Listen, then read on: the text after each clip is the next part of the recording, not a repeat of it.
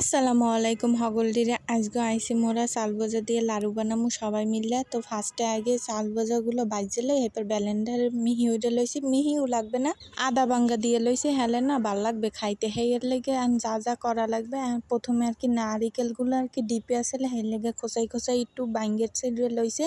Hyper তেজপাতা আর রসুনগুলো শেষে লইছে, হেলে না সুন্দর একটা গেরান আইবে না। হাইপার এই মিডাগুলো দিয়ে লইছি, পানিতে ভিজাই লইছি, হলে গুললে যাইবে না। সেই গোলাটা আবার বোতলে ভরে সুন্দর হয়ে আস্তে আস্তে দিয়ে তারপরে লাড়াইছি। এখন ফোড়াতে আমি অপেক্ষা করতে হবে, ফুটে টুটে গেল আবার এলাচ দিতে হইবে।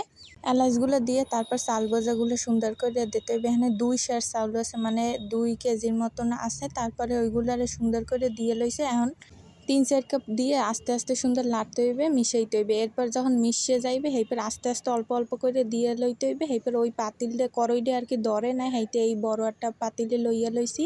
এখন এইটারে মুট করা যায় নাকি সেইটার লাগে আলাদা একটা বান্ডেল লইয়া দেখতে আছে, কিন্তু সেই সময় করা যায় না। সেই কতক্ষণ পর আবার ঠিক হয়েছে। এরপরে এই যে মোরা গরম গরম অবস্থায় মুট করতে আসি, জম্মের গরম। এটা গরম অবস্থায় না করলে কিন্তু আর কি ওইটা জমাট বানবে না, মানে একসাথে হইবে না, মুট করা যাইবে না।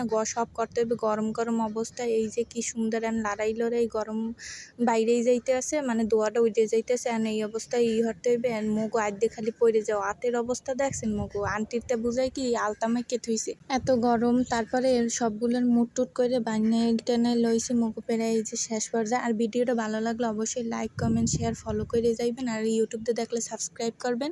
এরপর এইগুলো বানাইতে নিচে যখন ঠান্ডা হয়ে যাবে ওইটা আবার একটু গ্যাসে জাল দিয়ে এরপরে বানাইতে হইবে, নাইলে কিন্তু হইবে না সুন্দর, মানে মুটটা হইবে না। এরপরে এইটা যখন আর কি জুড়াইবে এরপরে একালে ইডের সাহান্নান শক্ত হয়ে যাইবে, একালে মাথা পাশায় মারলো মানে মাথা গো ফাটিয়ে যাবে, তাও বউ ভাঙবে না। এই যে হয়েছে মুগো ফাইনাল লুক, খুবই মজা হয়েছে। আর এইটারে অনেক দিন ধরে খাওয়া যাইবেন। টাটা সবাই, আল্লাহ হাফেজ।